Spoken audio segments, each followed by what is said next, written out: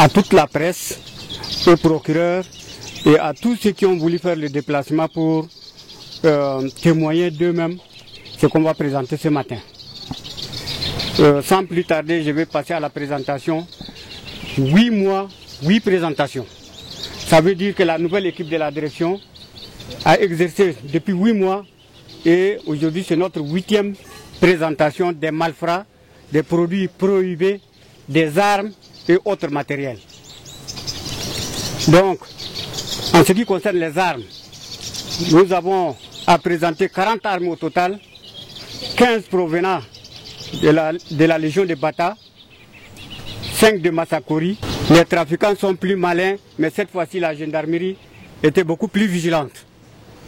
Ils ont mis la moitié du mille et le milieu bourré de boissons frélatées en destination de Faya. Ça partait à Faya. 8 sacs moyens d'alcool, 3 plaquettes de boissons, 2 sacs de cannabis hashish, 7 bouteilles de whisky.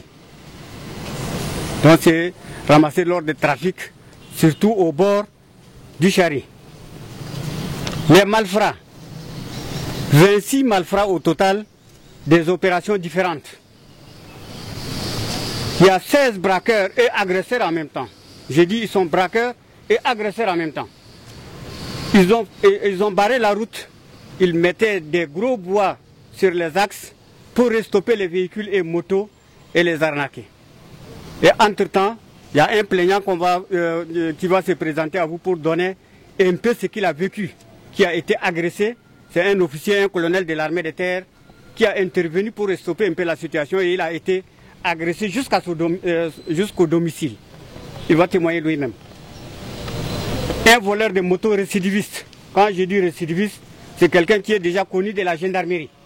Il a été pris plusieurs fois, mis à la disposition de la justice et il se retrouve encore aujourd'hui entre nos mains. Un voleur de bijoux et autres matériels qui porte sur lui 6 différents SIM de cartes. Et derrière lui, il y a une plainte.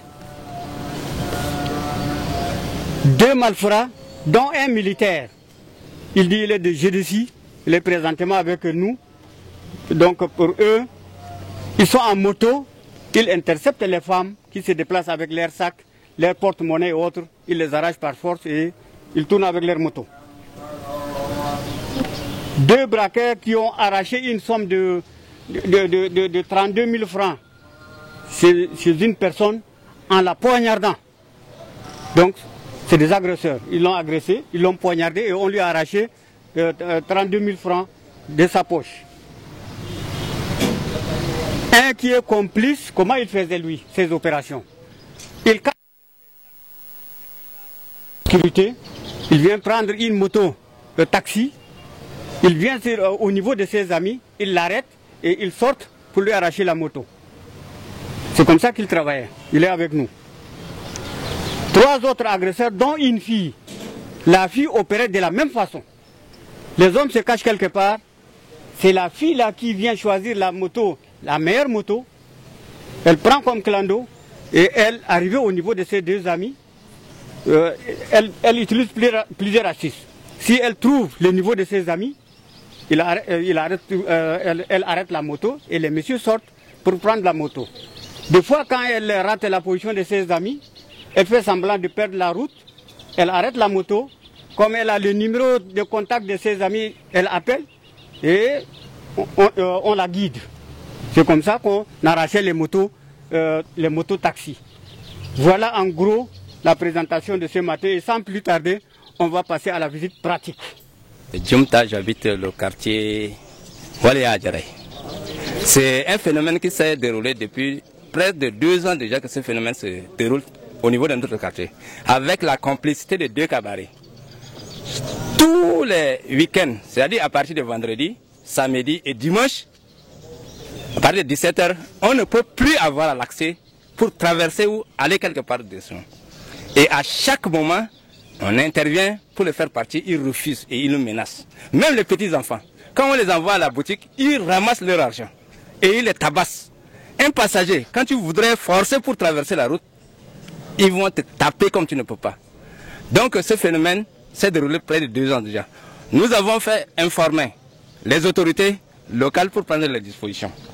Et maintenant, je crois qu'il faut apprécier la prompte réaction de la gendarmerie qui a fait un travail impeccable, très impeccable. Et nous ne devons pas céder. Nous ne devons pas céder à ces jeunes-là. Parce que c'est une complicité qui ne dit pas son nom. Et ce que je voudrais aussi appeler la population, les gens du quartier, à se mettre à la disposition de la force de sécurité pour faire stopper ce phénomène. Parce que c'est un phénomène très dangereux. Hein? Dans une ville, on ne peut pas traverser, on ne peut pas circuler parce qu'il y a des gens qui se font super. Je crois qu'il faut qu'on arrête ce phénomène. Voilà ce que je voudrais dire en ce qui concerne ces jeunes de Walia. Ce que l'on peut retenir après cette présentation est que nous avions différents malfrats ici présents